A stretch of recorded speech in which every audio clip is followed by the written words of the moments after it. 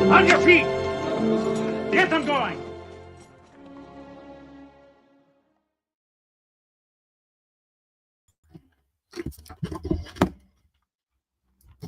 Oh, please.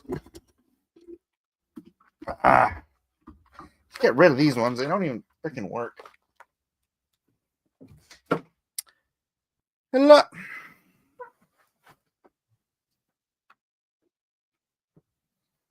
But I'll turn the light on. My face gets all washed out. Hello. Good afternoon, good evening, good morning, and welcome to Cross Examinations Live. I am once again your host, Mike S. Miller. Not a pastor, priest, rabbi, theologian, teacher. I don't pretend to know everything about the Bible.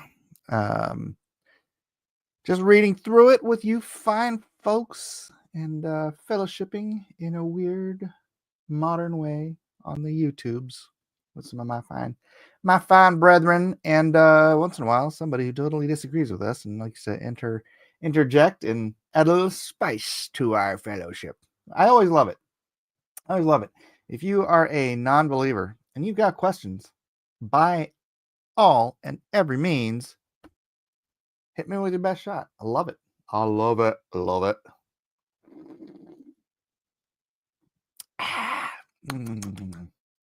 Just started my coffee. I'll be honest. I only got up like 15 minutes ago. Had to brush my hair, brush my teeth, change my shirt. I had to get up. My wife's not feeling well, so I had to get up, take JoJo to school, and then I came back and I crawled back into bed. And it was 49 degrees in the car when I got up.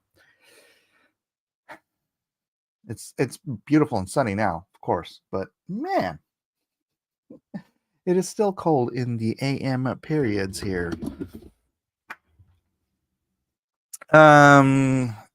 Unfortunately, my charting for yesterday did not pan out for the Bitcoin. Just as a Bitcoin update for those of you who care. And boom, we lost all that momentum. Crack-a-lack-a-doom, bam, bang, bam, bam, bam. So we're back down at 96.5 right now, and hopefully that's bottoming out. It looks like it's bottoming out down here, but you never know. Bitcoin gonna do what Bitcoin gonna do. There's still such a thing as market manipulation. So glad I didn't do any borrowing against it. It was a real feel 31 degrees here, Mike, and 20 degrees where Arlene is. I thought you guys were in Florida. Aren't you guys in Florida? Does it get cold in Florida? I should call Elliot and see if he wants to join us. You guys want me to call Elliot? See if he wants to join us? Let me do that. I should have done this before, but I didn't get up very early. You're in Florida. That's madness. All right. I may mute if he answers. I don't want to bum rush him on. Sure, Elliot is cool.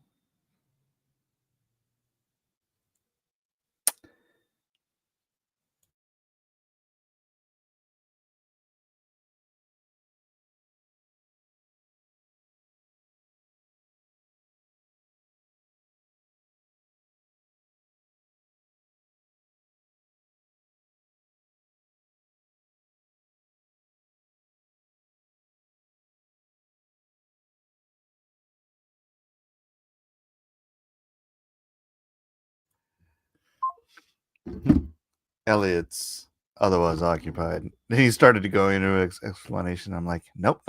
This explanation is going to take 10 minutes, so I need to go. Anyways, we had a freeze warnings, and it'll be the same tomorrow morning. Jeez Louise. I'm here complaining because it was a little nippy outside.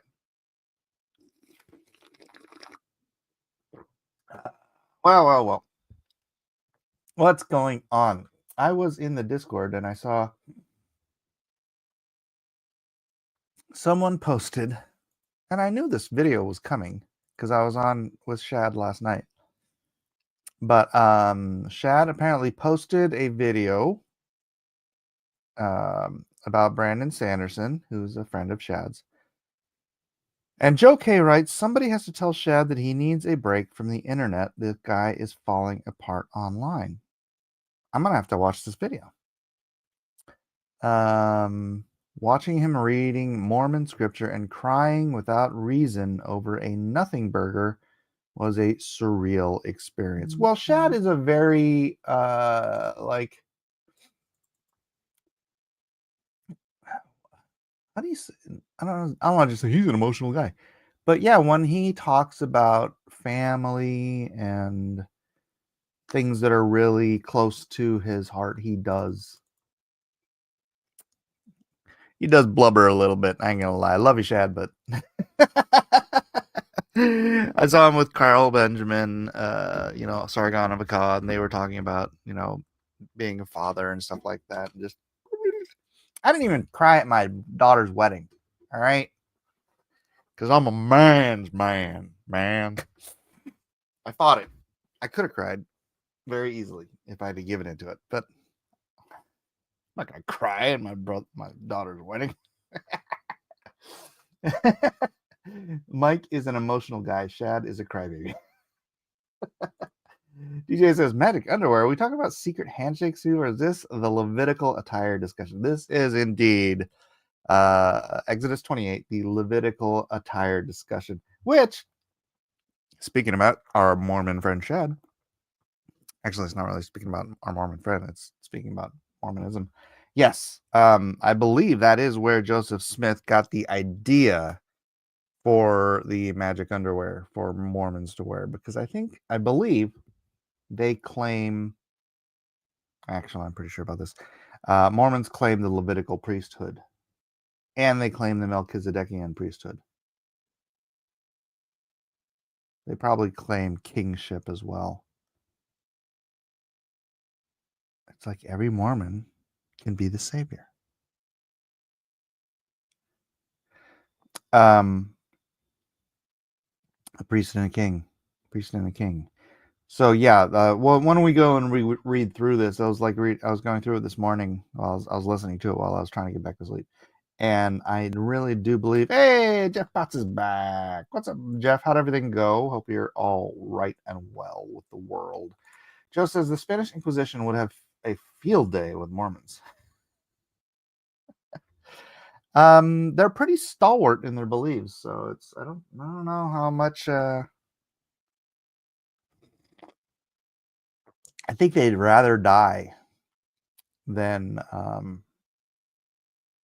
because that would be the ultimate thing that would get them into the highest heaven. Yeah, it is funny though.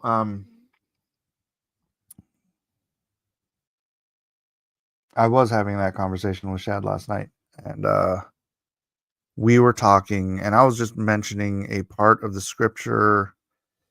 Do you remember? I can't remember who it was. I think it was one of the kings who he married one of his oldest son or something like that to a young lady, and then he died without having children. And then, as is tradition, then the young lady marries the next son, and he died without any children. And then his younger son was like 8.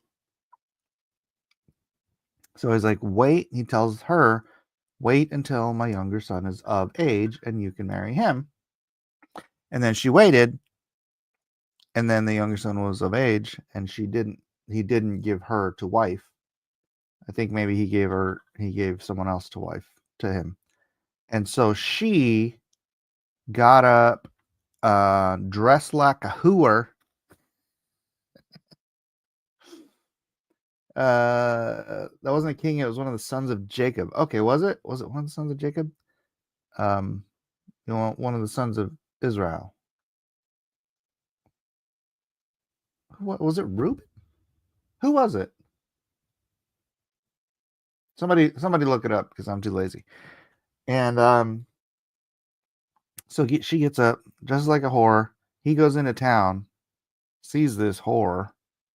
She's got a veil over her face, I guess, and does business. And then he's like, well, you know, she wants payment, and he doesn't have anything. He says, well, I'll give you. I think they negotiated for like a goat or some crap, and then she says, well, I will take your bracelet and your staff. I think it's her staff. To guarantee you return with payment. And so he gives it to her. Then he goes and tries to get a goat or whatever, brings it back, and she's gone. He's like, hey, where's that whore? And they're like, there's no whore in this town. and then she disappears. And then, 6-8 months later, when she's showing, her family or somebody in their family drags her before dude, and he's like, was it actually Jacob? Who was it? It was in Judah. It was Judah. Line of Kings. And drags her before him and says, this unmarried whore is pregnant with somebody's kid. She's an adulteress and needs to be stoned. And Judah's like, yeah, she does. Let's stone this chick. How dare you? She was married to my kids. And then she whips out the bracelet and the thing, and she's like, it's whoever owned these that is the father of this child. And Judah's like, oh, snap. And says, you were more righteous than I. I don't think he married her, but at least he didn't kill her. I don't know. Did he marry her? I don't even know. I don't even know what the message of that story is. But Chad was unfamiliar with this story. When I started talking about it, he thought I was talking about Lot. I'm like, no, Lot's daughters raped him. Both of them. Graped him. I didn't say the other one. I like this Mike Miller translation. This is a paraphrase. This isn't the official translation. Monty Pythons were so close. Your title. You like my title, Student of God? Was his ring in his bracelet? Was that what it was? Yeah, it was two things. It was like, so, okay, before this conversation starts, I'm going to mute. Oh, it is muted. How on earth did I get an alert for a muted? Oh, because I got added. A goat should get you at least an. Joe, I know you're from Greece, but we don't. That's. I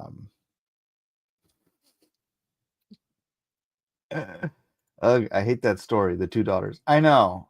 What did she really think that was the only place on earth and that they were going to repopulate the earth with her dad? I mean, with their dad. That's very strange. Yeah. So did anybody? I'm sorry, Joe, you watched the Shad video. What did you come away with?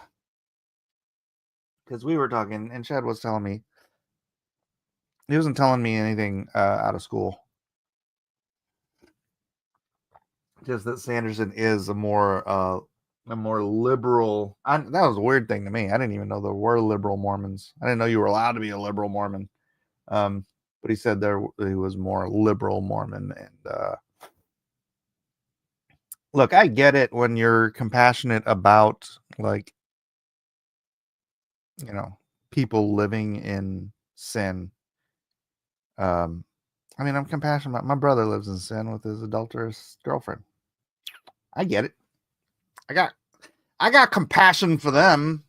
I'm not gonna disown them or treat them inhumanly or badly or anything because they're sinners and but their problem isn't their sin. Their problem is rejecting Christ, right? You reject Christ, you accept Christ, and then you make your life right because you put Christ first. That's what it means to have faith in Christ. It means to want what Christ wants, want what the Bible teaches first, not want what your flesh wants first. Because our flesh wants a many and assorted bad things. And even if you think it makes you happy to be bad, which is what it is, you're being bad. Your actions are bad.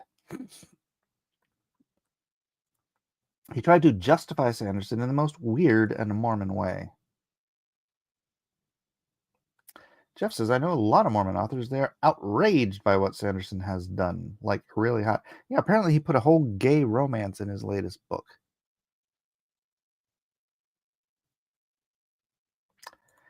Joe says, I think he didn't know how to address both normies and the Mormon crowd, and it all came out as super weird.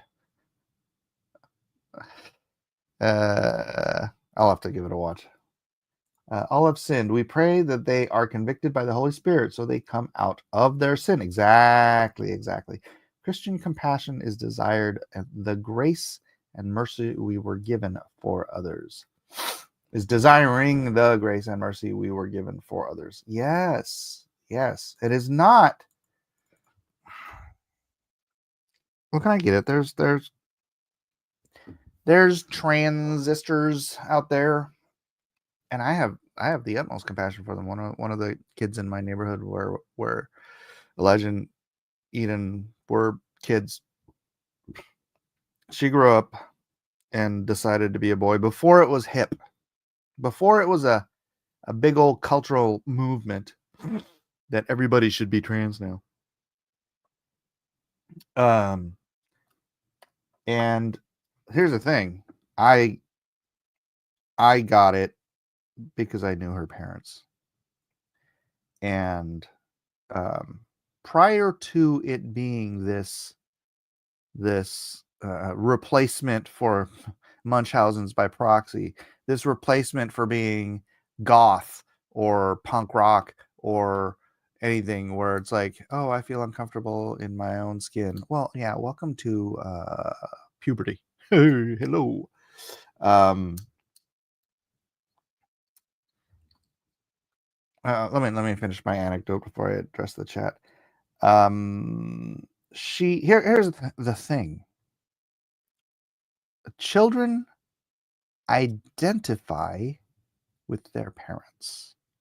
Their identity comes from their parents, which is why it is such a huge problem for so many people in this country now to only have one parent.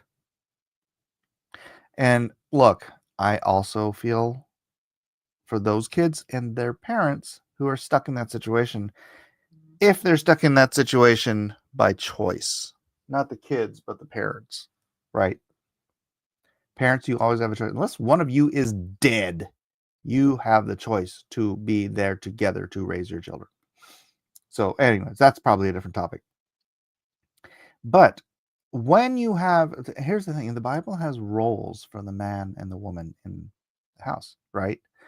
And when you reverse those roles, say you have a stay-at-home dad who is a kind, gentle, nurturing dude, just super sweet, super nurturing. Who's the nurturer in the nuclear family? The nurturer is the mother. This is the male and female. We've gotten away from the traditional male-female roles as defined in the Bible, right? And so the nurturer is where the female naturally inclines to identify. And then you have a mother who is the disciplinarian, tough as nails, barking orders, and brings home the mother flipping bacon.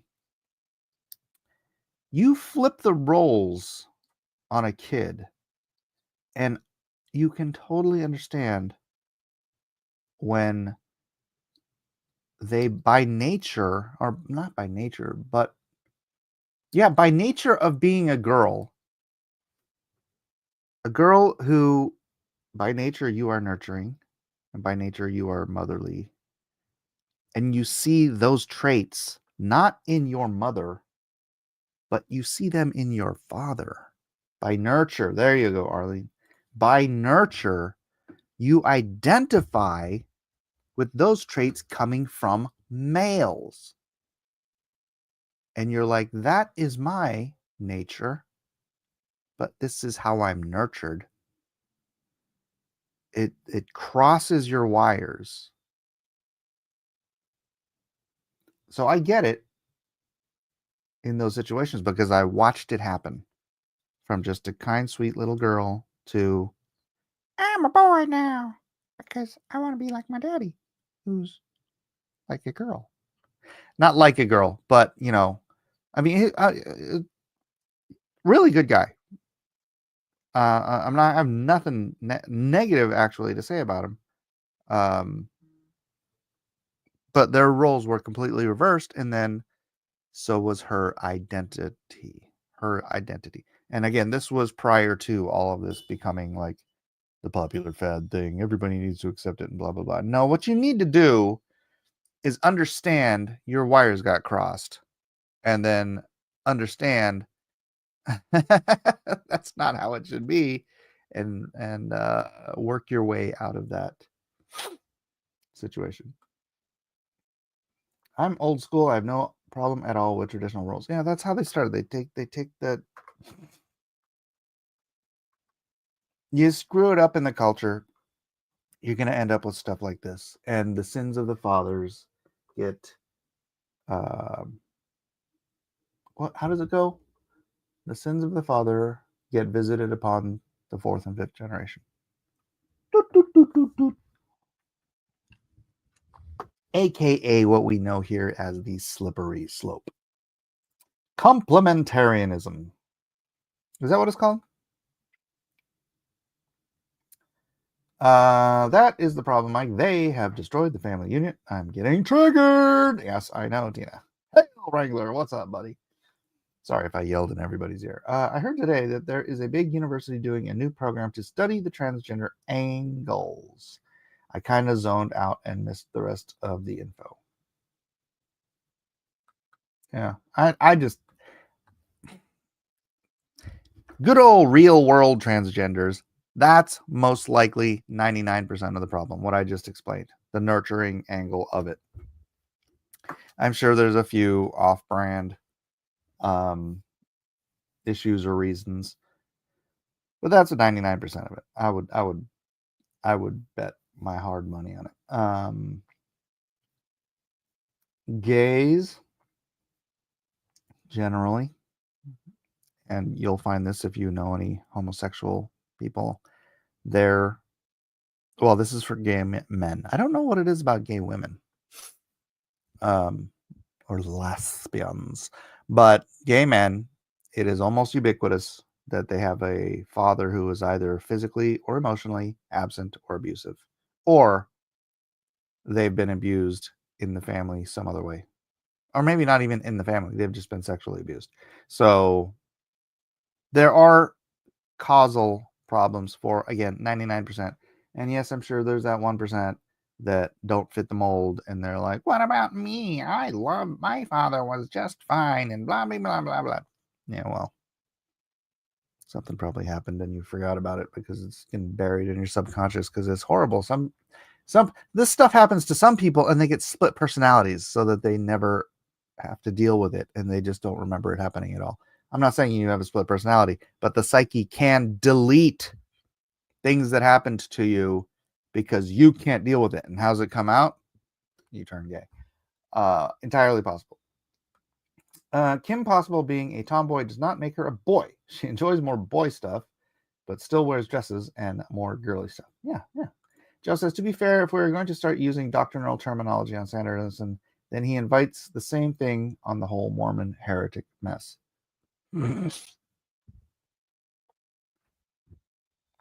Did I miss something? Transformers is the new goth. I know. Sanderson also made a statement on his sudden conversion. He's converted to what? This was several months ago. It was like a bomb going off within the Mormon authors. Really? I'm so sick of programs inserting gay people in places where they don't need to be, just pushing that agenda. Yup. All of the above. All right.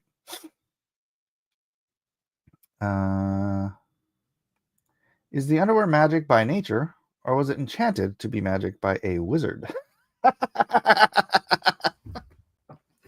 Okay, God equals. My magic underwear was kind of a joke, because I know that's sort of a Mormon. That's what non-Mormons accuse Mormons of doing with their what they call their priestly garments. So I just called it magic underwear. It's kind of a troll. Yeah, I admit, I'm a troll. But no, there's nothing magical and there's nothing enchanted. So Joe says the family unit, and welcome back, by the way. Family unit got destroyed when they convinced women that they have to join the workforce or else they are not independent. Yeah, the whole women's independence thing is the worst thing for women in general. I mean, look, if you want to work, freaking go ahead and work, but who wants to work? I mean, generally speaking, men want to work because it gives them a sense of purpose, but I mean, how many guys would rather just sit there and play video games all day than go fishing all day or go do some relaxing, enjoyable thing all day? Who wants it? If you have a purpose, for me, it's like, look, I'm an artist.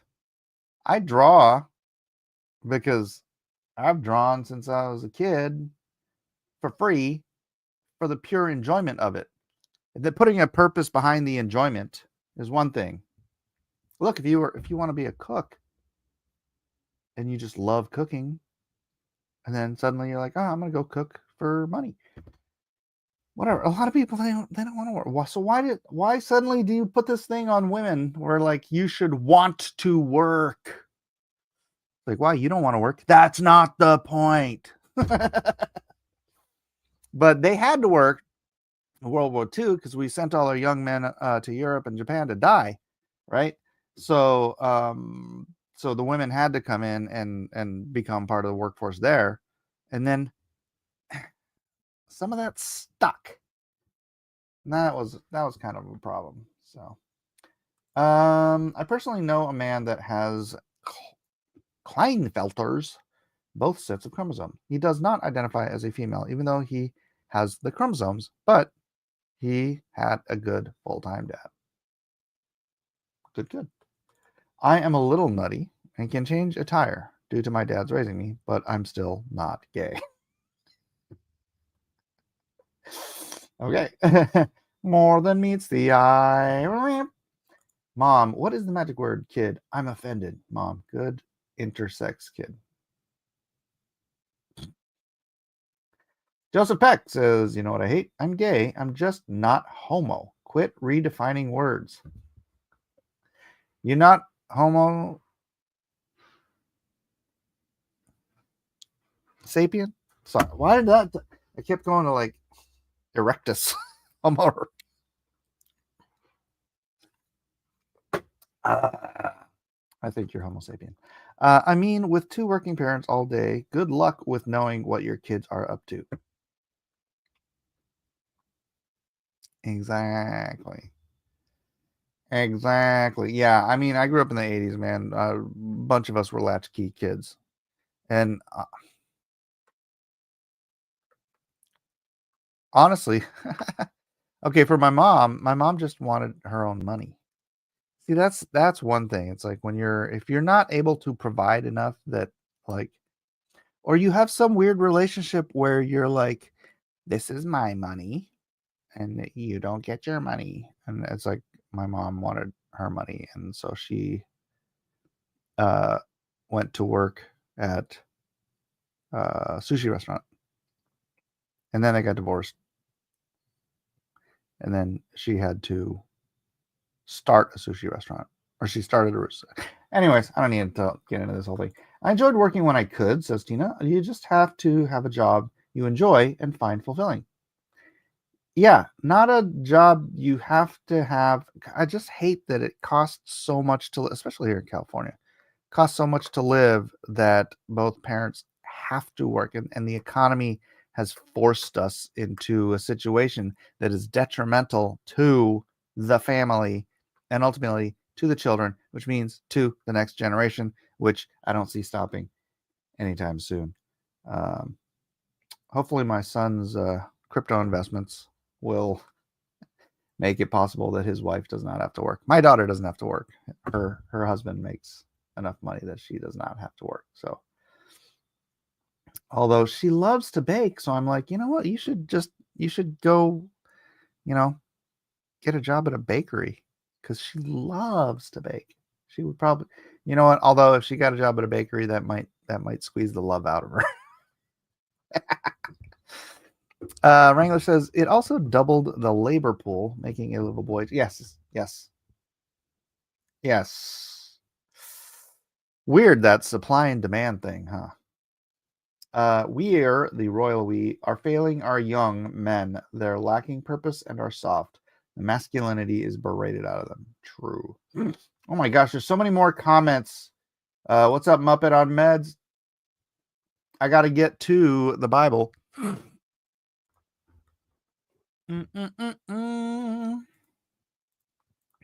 So, window. Ooh. Oh, next chapter. Sorry, I have to stop reading the comments now. Yes, now it takes 2 to work. I know. Well, not in my house. Not that we're rich or anything, but my wife has never had to work. I will grant you, there have been times it would have been very helpful if she was bringing in a second income, but nope. I mean, she could work if she wants to. I'm not freaking telling her not to, but she doesn't want to. She's like a normal person. She doesn't want to work. Why do I look, man? If I didn't work for myself, I would not do well in the military. I hate being told I have to be a place and my time belongs to somebody else. Right? You have to be here at 9 o'clock in the morning. You have to stay here until 6 o'clock at night. Or I will not pay you. I hate that. So much so that because I was working at a video game company, Ion Storm, and then I got laid off, and then I applied to different video game companies, but in the interim I was back to doing comic books for Marvel, and that's great. I can wake up at 4 o'clock in the afternoon if I want to and just start working, and then work until whatever I want to, and then go play video games and stay up till 7 in the morning. It doesn't matter. I can do whatever I want because my time is my own. When I choose to do the work is up to me. That is my life, and that is how I want my life. But I got this job at a place called Human Code, and I did the interview. They told me to do this piece so that I can bring it back on Monday. I got the job. Monday morning comes along, my alarm clock goes off, and it hit me. I'm like, oh my gosh, I'm going to be doing this thing again that I had to do at Ion Storm. And I just picked up the phone. I'm like, yeah, I can't do it. I'm like, sorry. I know I'm not going to come in and be a time slave. So anyways,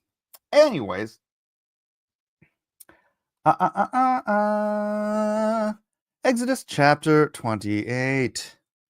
And take thou unto thee Aaron thy brother and his sons with him from among the children of Israel, that he may minister unto me in the priest's office even Aaron, Nadab, and Abihu, Eleazar, and Ithamar, Aaron's sons.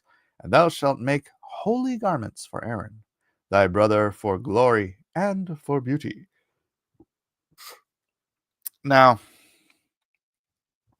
I get that maybe this is a long time ago and style standards have changed, but I've never really been a big fan of the outfit. Sorry, Lord. I'm not. I mean, it is his ideal beauty is beauty. So maybe I'm wrong here. I'm sinning in not finding the priestly attires all that beautiful. It's my fault. I accept that sin. We are getting biblical. Yes, we are. And thou shalt speak unto all that are wise-hearted, whom I have filled with the spirit of wisdom, that they may make Aaron's garments to consecrate him, that he may minister unto me in the priest's office. And these are the garments which they shall make: a breastplate, and an ephod, and a robe, and a broidered coat, and a mitre, and a girdle. And they shall make holy garments for Aaron thy brother and his sons, that he may minister unto me in the priest's office. And they shall take gold and blue and purple and scarlet and fine linen. And they shall make the ephod of gold and of blue and of purple, of scarlet and fine twined linen with cunning work. I think that's a way of saying they shall embroider patterns on it. Cunning work, like make it pretty, right? Here, this isn't, you don't just take gold, blue, purple, red, and white. I think that's fine linen. And make a plaid pattern. Although that would be funny. He just straight up looked like he's wearing a flannel. And it shall have the two shoulder pieces thereof joined at the two edges thereof, so it shall be joined together. And the curious girdle of the ephod, which is upon it, shall be of the same. I gotta look up ephod.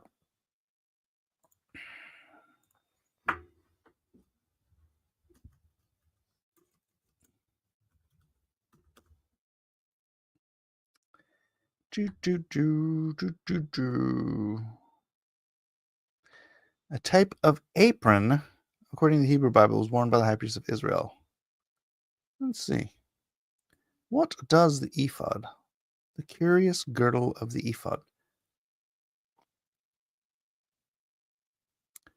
Yeah, see, this just doesn't...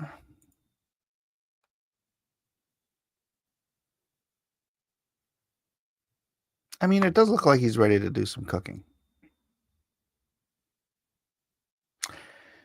All right. And it is curious. I will give him that. The curious girdle of the ephod, which is about it, shall be of the same, according to the work thereof, even of gold, of blue, of purple, and scarlet, and fine twined linen. And thou shalt take 2 onyx stones and grave on them the names of the children of Israel. Where's the onyx stones on this?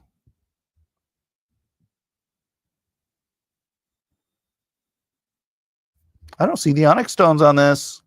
Whoever made this, hello. Let's see this one. Breastplate, linen breeches, curious girdle, ephod, linen robe, upper robe, golden bells. Guys, where's the onyx stones? Come on, how about this one?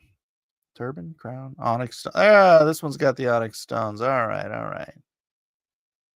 Curious. All right, the curious girdle of the ephod. 6 of their names on one stone, and the other 6 names on the rest on the other stone, according to their birth. So in birth order, with the work of an engraver in stone, like the engravings of a signet, shalt thou engrave the 2 stones with the names of the children of Israel.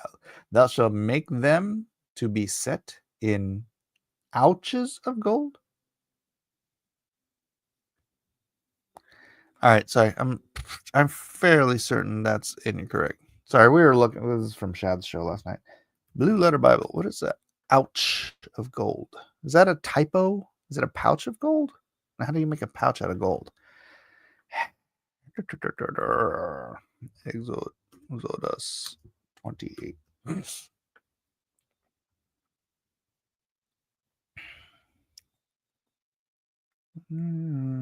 Ouches of gold. What is an ouch? I mean, I know what an ouch is, but in this content. Ouches of gold.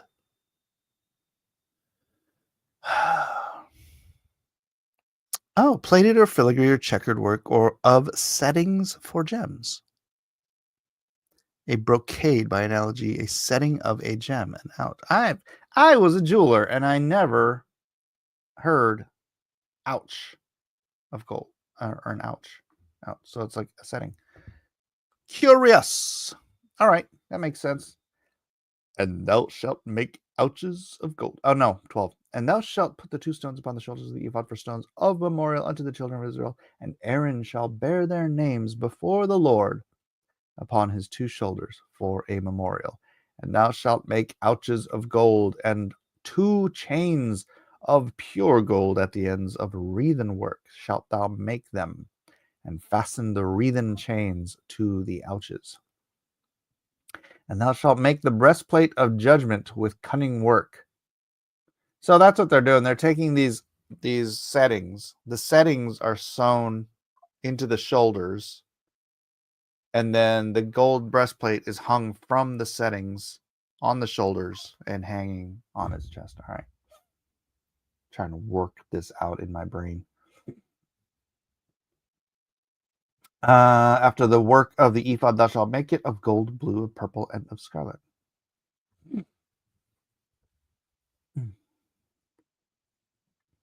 The breastplate of judgment with cunning work after the work of the ephod shalt thou make it of gold and blue and purple and of scarlet and of fine linen thou shalt make it. 4 square shall wreathen chains to. See, this is what. Oh, let me see something here.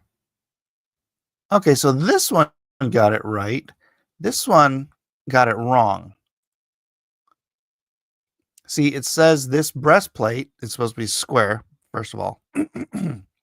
And it's supposed to be of the same design as the ephod and so even here it's kind of wrong. But this one, where was the one that got it right? This one got it. Looks like it got it right. 4 square, same pattern, although his apron doesn't seem right. They're all getting a little bit wrong, it seems like. Can't you guys just follow the directions? What's the problem? Does this guy get it right? Can't even see, it's so small. No, that doesn't even get it right. Huh. Stinking bad artists. That's what they are. Look at me judging. And fine twine linen thou shalt make it. 4 square it shall be being doubled. 4 square shall it be being doubled.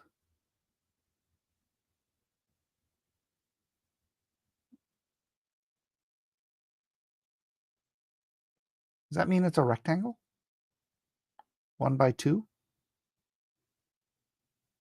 A span shall be the length thereof, and a span shall be the breadth thereof. No, that's 4 square. What does being doubled mean?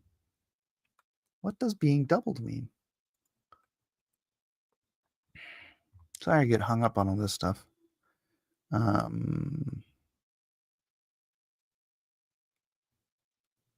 Wait, which?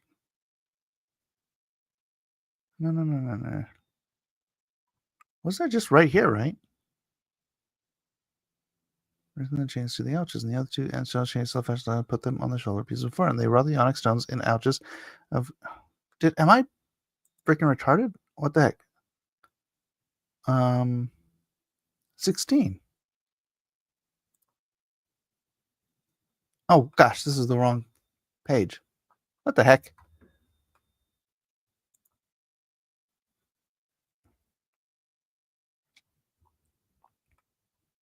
16. Being doubled, it shall be doubled. Folded over, doubled over. Oh, so it's just twice as thick then. Okay. I guess that makes sense. You want it to be a little sturdier to hold the gems on it.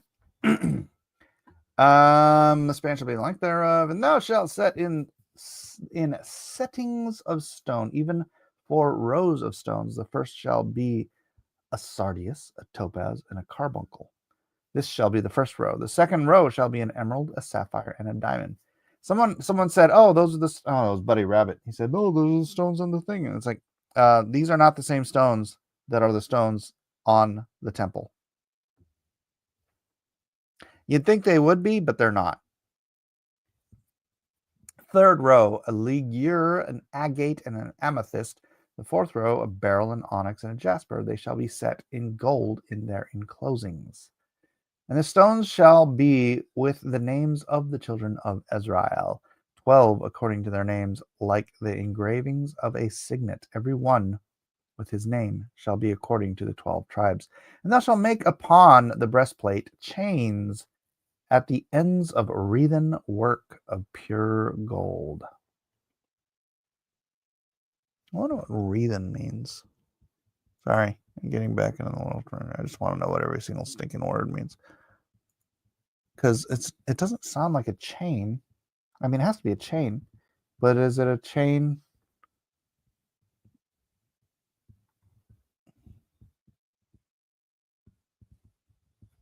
I know, you guys probably don't even care. Wreathen. Yeah, that's what I thought. Interwoven or a cord, Strong's definition, something entwined, a string, a wreath, or foliage, band, cord, rope, thick, wreathen. But here it says wreathen as in chain. But,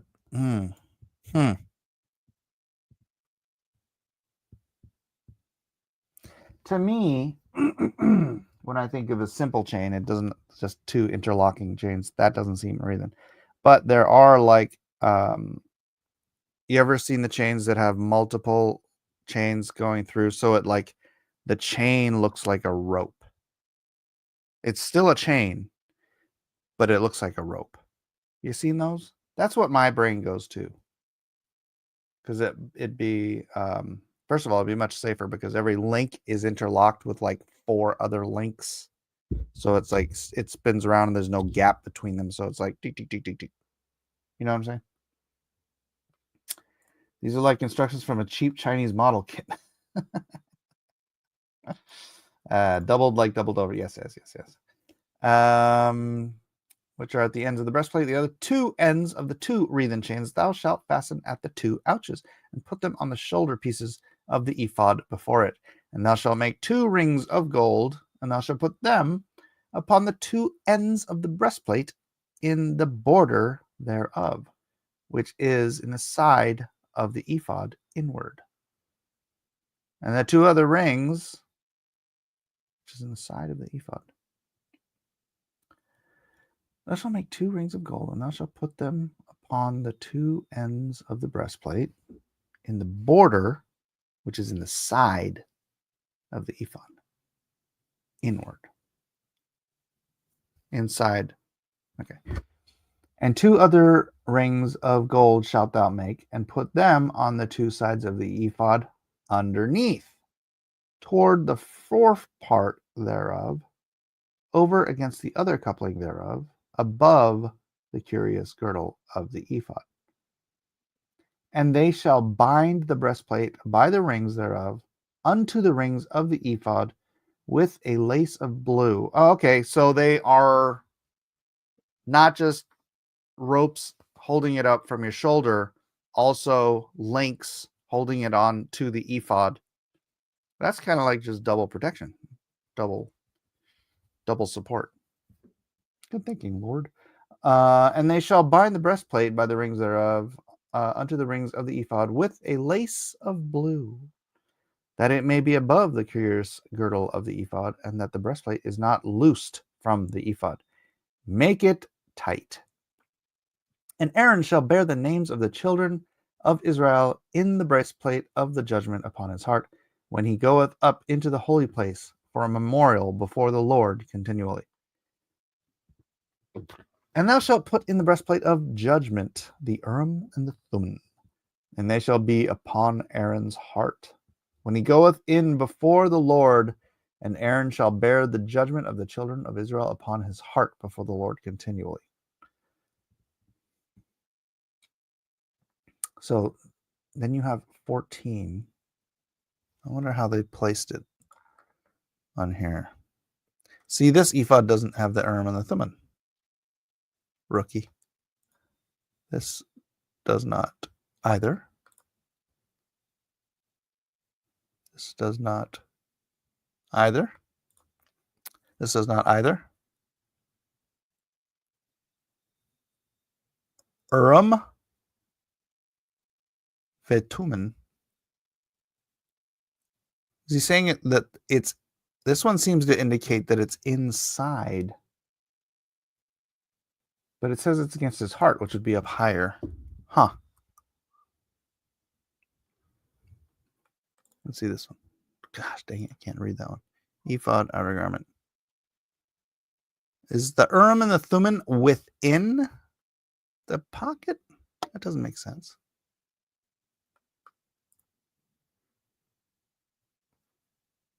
I like this version. It kind of looks like a battle outfit.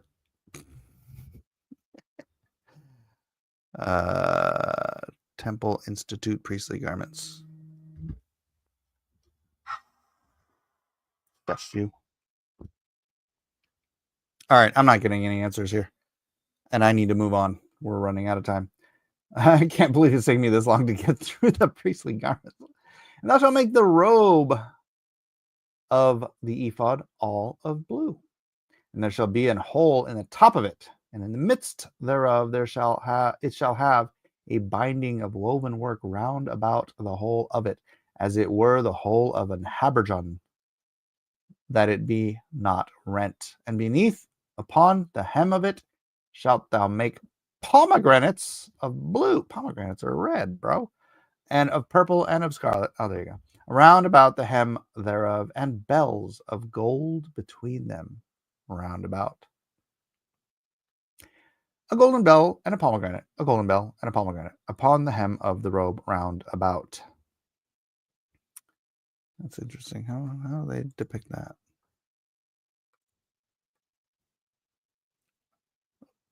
Golden bells and pomegranates down here. Golden bells and pomegranates. Oh, yeah.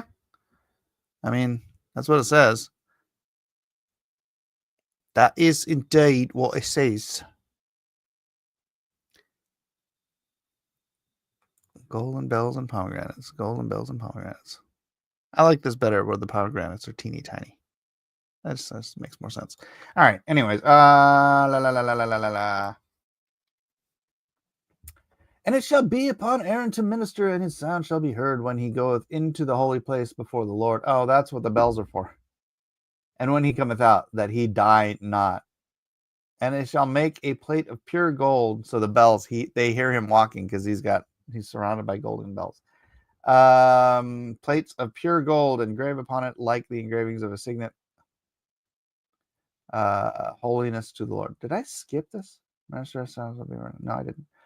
And thou shalt put it on a blue lace, that it may be upon the mitre, upon the forefront of the mitre it shall be. And it shall be upon Aaron's forehead, that Aaron may bear the iniquity. Wait, what shall be upon his forehead? Put it on blue. Oh, the plate. Thou shalt make a plate of pure gold, engrave upon it, like the engravings of Cygnus, holiness to the Lord. Do they do the plate? Yes. Gold plate attached by a blue cord to the mitre or headband. Oh my gosh. That's like Naruto. The gold plate on the headband? That's straight up not. That must be where Naruto got it, except it's not gold, silver. Put it on the blue lace, put it on the mitre. Upon the forefront of the mitre shall be, and And it shall be upon Aaron's forehead, and Aaron may wear the iniquity of the holy things, bear the iniquity of the holy things, which the children of Israel shall hallow in their holy gifts. And the Lord, it shall be always upon his forehead, that he may be accepted before the Lord. And thou shalt embroider the coat of fine linen, and thou shalt make the mitre of fine linen, and thou shalt make the girdle of needlework. And for Aaron's sons thou shalt make coats, and thou shalt make them for girdles, and bonnets thou shalt make for them, for glory and for beauty. And thou shalt put them upon Aaron thy brother and his sons with him, and shall anoint them, and consecrate them, and sanctify them, that they may minister unto me in the priest's office. Here it is, guys. The magic underwear. Forgive me, Lord. And thou shalt make them linen breeches to cover their nakedness. From the loins even unto the thighs they shall reach. So no, there's no magic t-shirt part of the underwear, just the boxers. So you need linen breeches, boxers, from your loins to your thighs. That's boxers made of linen. I'm assuming no one. Actually, you know what? It just dawned on me. People didn't wear pants. So it never even dawned on me that they would wear essentially boxers. I just figured they all kind of like, went commando. Because they all wore like skirts, right? And then you like gird your loins, and then you take your skirt and you tie it up around your waist and stuff. I didn't even know anybody. I didn't know breeches were invented. How have I skipped this my whole life and never noticed the boxers? So they're like magic boxers. Yeah. And they shall be upon Aaron and upon his sons when they come in unto the tabernacle of the congregation, or when they come near unto the altar to minister in the holy place, that they bear not iniquity and die. It shall be a statute forever unto him and his seed after him. Now, clearly, well, not clearly. Now I'm wondering if just regular Jews wore boxers too. I mean, it makes sense, right? They wore a loin cloth like a slip. Not the priests. They wore linen boxers. God bless them. God bless them all. But yeah, if the Mormons are getting the magic underwear thing, I keep calling it that, sorry, from Leviticus, it doesn't say nothing about wearing a linen t-shirt too. It's just the boxers part. From your junk to your thighs, and I would assume to your hips, because you have to wrap it around somewhere, right? So, I'm curious. I might have to look into that. Like, where do they get that you also need? I mean, obviously they got it from Joseph Smith, who made it all up, but Joseph Smith had to source it from the Bible, I'm sure. But they didn't have t-shirts back then. The priestly line, Aaron's priestly line, did not wear t-shirts. Unless he's getting it from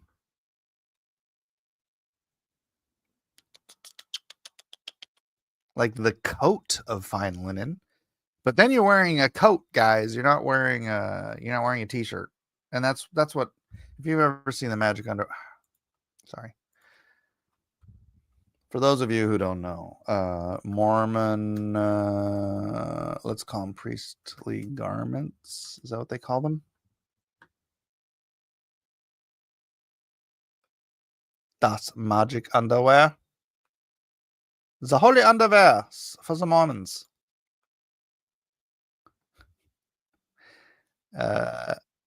Okay. So this is the holy magic underwear for the Mormons. I mean, I keep calling it magic. It's not magic. It's just holy priesthood underwear. This is what they all have to wear that's not to your thighs. That's to your knees. That's not what the Bible says. Even if I was like, okay, I'm going to be a Mormon and I want to follow the Abrahamic priesthood guidelines. Oh my gosh, the evolution of the temple garment.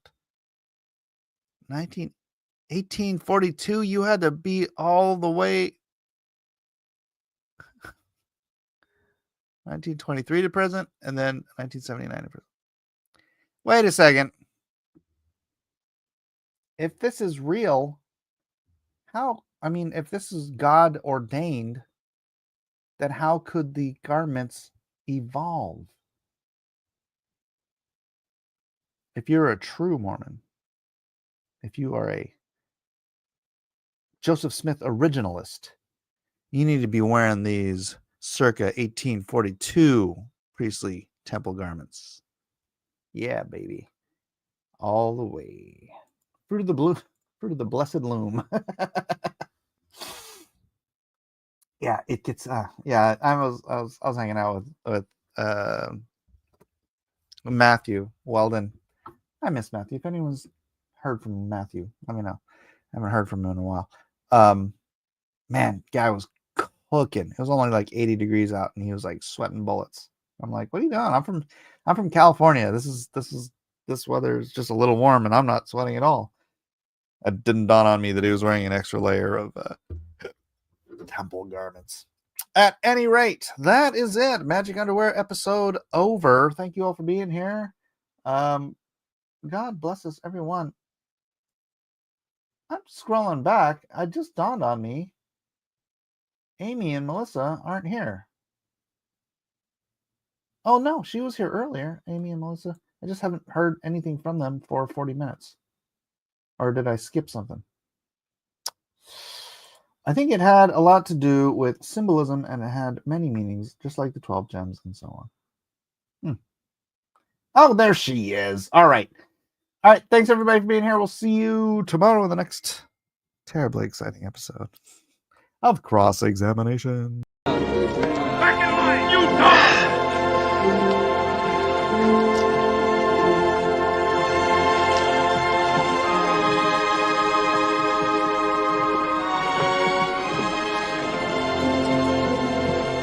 On your feet! Get them going!